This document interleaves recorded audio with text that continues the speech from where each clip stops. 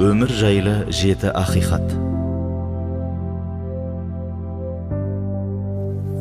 Ешкімді сөгіп жазғырма.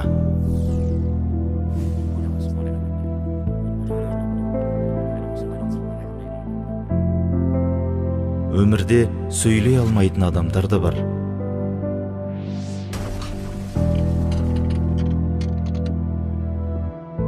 Тамақтың дәміне шағым айтпа. Шерге ас таппай отырған кісілер бар.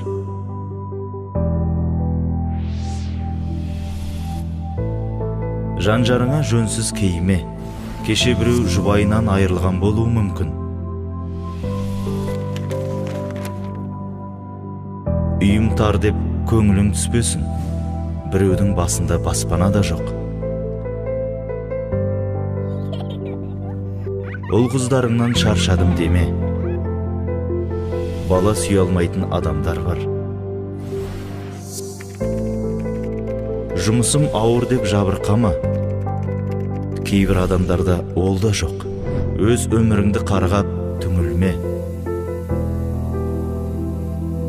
Айықпас дертке шалдығып, төсекке таңылған жандар аз емес. Өмір ол сый, оны өкпе ренішпен өткізбе.